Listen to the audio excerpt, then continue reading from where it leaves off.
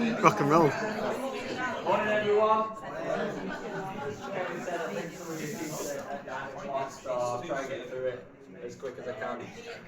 Back row. I'd like to think everyone's come down to listen to my presentation, but I think I've been outdone by boss or what today in my life. So today's learning breakfast is going to be on prioritisation. The whole thing is going to work through, I'm going to try and walk you through it, is how to prioritise, why students procrastinate, and then it's kind of two-part as well. It could be for you, and it could be for your students as well. As you've got a piece of paper and pen as well, there's a little activity to get you thinking about how you can manage the start of next week if so you haven't started yet, or starting this week. And techniques you can use in class, okay? So, I think, is it working this day? Yeah. Click on the screen. There we go. So yeah, one of the biggest difficulties for students is knowing where and how to start, but also for staff as well it can be. So I just want to open it up to the floor first of all. Just put your hand up if you think you're a procrastinator. Down. Okay. So quite a lot. Anyone in here really confident that they're not a procrastinator? It's okay, Shelley. Did you put your hand up? I didn't know. Yeah, and there's nothing wrong with being either like you're a procrastinator or you're not a procrastinator, okay? But it's knowing, or whether you even know why you procrastinate. So again, open up to the floor. Does anyone in here know why they might procrastinate? TikTok. TikTok. 100%. Go ahead. Fear. Oh, I love it. Yeah, absolutely. Anyone else? Yeah. I think I just tend to try and do jobs to get out of the way to do the main job, but I know it's procrastinating. Interesting. We'll come to that. Reverse prioritisation. Go ahead. Attention. You know, so forces you Things to like, pulling you away, like TikTok.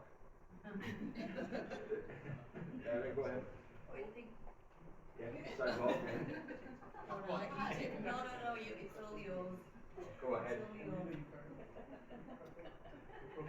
Putting stuff off, so doing the opposite of don't put off till tomorrow what you can do today, the opposite. Yeah, absolutely.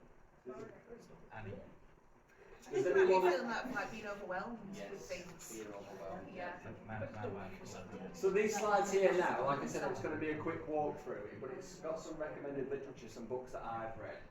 But students might not know where to start because of a fear of failure. I didn't even know that was a thing when I read this book. Struggling to know where to begin, not wanting to waste time, so not starting at all. Does anyone do that? I definitely do that, yeah. I think, well, any place I do start isn't going to be the perfect place. Then after I know it's been 3 hours I've been sat at home, I have been on TikTok for ages. And then being a perfectionist without even realising. So again, after reading this book, I didn't realise how much of a perfectionist I was, but how actually I am quite worried about the fear of failure. It's not necessarily laziness, that's something you're going to be aware of. If you're just lazy, that's why I procrastinate, that's not the truth. So the book's called The Now Habit. I quickly walk through it because of time, but procrastination is a learned behaviour and it can be unlearned. You can make a note on your paper if you want, that's not what it's for, but it's called The Now Habit by Neil Fiore. It's fear. The best way to overcome procrastination is to face your fears head on, breaking down large tasks into smaller tasks, and the really important one is rewarding yourself for the help. So actually TikTok does come up quite a lot, but if I get a chance to talk about it, it's putting that reward system in place. So after you've done the task, you don't feel bad because you've just spent 10 minutes on TikTok. Alright? I'm not going to read all these, but some of the quotes on books that I really liked, especially this one spoke to me most, I'll read it out because I'll be able to see that. One of the most tragic things I know about human nature is that all of us tend to put off living. We are dreaming of some magical rose garden over the horizon instead of enjoying the roses that are blooming outside our window today. So, always waiting for the perfect place to start, and it's never going to happen, okay? So you've just got to start. Like I mentioned there, you're going to feel bad if you go on TikTok, Facebook, YouTube instead of doing revising, say for students, but even doing your own work at home. If you can put those systems in place, where you're being accountable for your future self, which is such an interesting concept in this book, you will progress. You will, and you'll start, and you'll stop procrastinating. Truly believe it. I know I'm rushing through quick, but I'm conscious of time. The next one is the activity I want you to have a go at, because I wanted to bring something that you could do this week for yourself, but also with your students. This is called the Eisenhower Matrix. Again, read it in a book called Willpower. I've linked that at the end as well. It's not designed by President Eisenhower, but he was quoted saying, he quoted another university president when he said, I have two kinds of problems. I've got the urgent and the important. The urgent are not important, and the important are never urgent. Because sometimes we can feel like we've got a million things to do, but have we actually even taken time, again as staff, as students, to sit down and do something like this? So, what I want you to do, you can either fold your paper into four, or you can split it with your pen. Urgent, important, less urgent, less important, and urgent. The quadrants are as follows. The first one is the important and urgent. What do you have to do now? What can you not put off anymore? This will help you stop thinking there's a perfect place to start, or thinking wherever you do start is not the right place to start. The next one is important, but it's not urgent. Okay, they're not time sensitive, but they are still important. So you don't have to get it done right now, you know you have to get it done. Delegated. Okay, so as mentioned before, you might be afraid to ask for help because you think it undermines what you're doing. Or the students might think, well, if I ask for help, it makes me think that I'm not good enough, or I can't do the job, or I can't do the task. There's no harm in asking for help and delegating. I think the hardest one for me is this one, delete. This doesn't seem to be things on my list I can get rid of, but maybe there is for you and for the students that they thought it was important, but actually when they've done it like this, it's not. Alright? So, let's go 2 minutes. I know it's a quick turnaround, but write down for your next week now coming up, one thing for each box. What's urgent and important? What can you schedule? What can you get help with? What do you think you can delete? Alright? It's not easy. It's a good way of when you make a list of things you've got to get done.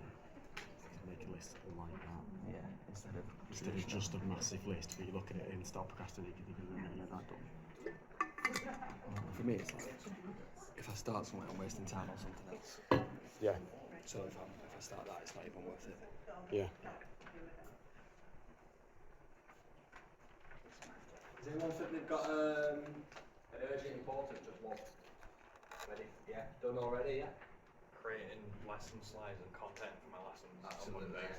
But you've got that to do, plus a million other things to do. But you appreciate the fact that one of them's got to take priority because something's going to happen along the line where you're going to maybe end up tripping up against yourself. Anyone got a delete? Anyone thought of a delete they thought? Yeah, go on. Problems.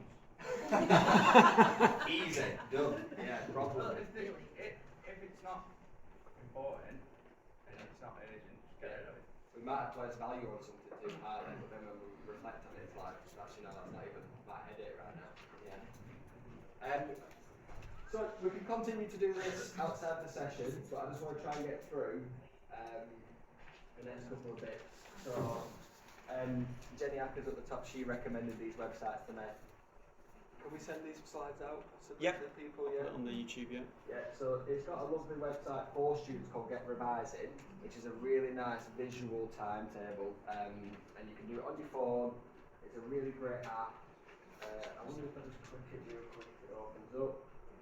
It's free, and it's this one here, create your study plan. So that's why I'm kind of guilty of telling my students what they need to do, but I don't know if I've ever actually sat down with them and gone, this is exactly how you can do that. It's a really good website, create your study plan. That's called Get Revising. Anyone use Trello? I've used it, Yeah.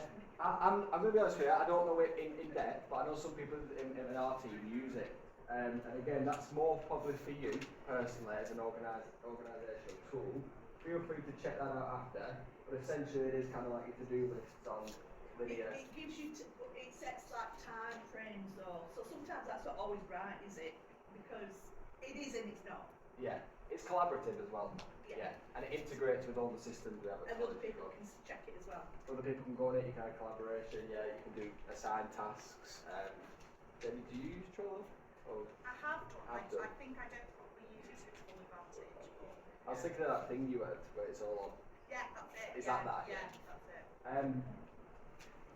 And then last one's just mind map. So again, if you're interested in that visualization of collaborative mind mapping, got another website there. It just changes it up from being what you have to do here or on paper to something that looks a little bit more interesting. Pomodoro. Okay, so has anyone heard of Pomodoro? No? Okay, so Pomodoro is a timer that you can set in class that breaks up activities into small chunks. So sometimes when we look at what we have to do, say you might tell your students or yourself, you've got to get this done, you might think, well, I've got 2-3 hours really spare time to start on that activity. But that's too vague of a goal. So by putting in your short description of your task, we'll put it in here, say, I don't know, backache registers, and put it on your to-do list. And then you start at 25 minutes, and then after the 25 minutes are up, you can have your 5 minutes break.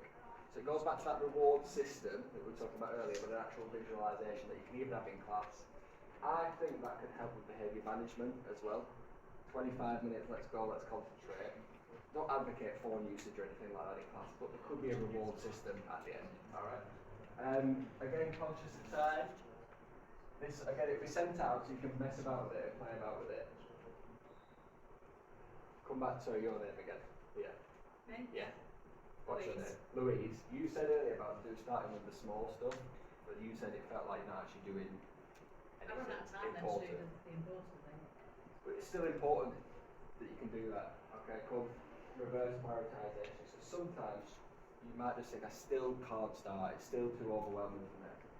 You can actually start on your list and go from the bottom, so they're easy jobs. Okay, so reverse prioritisation is where you do simple or inconsequential tasks first, leaving the big one for later. Okay, so you get 30 little things done and you do feel good. And this bottom bit here, it might just be enough to set you on your way.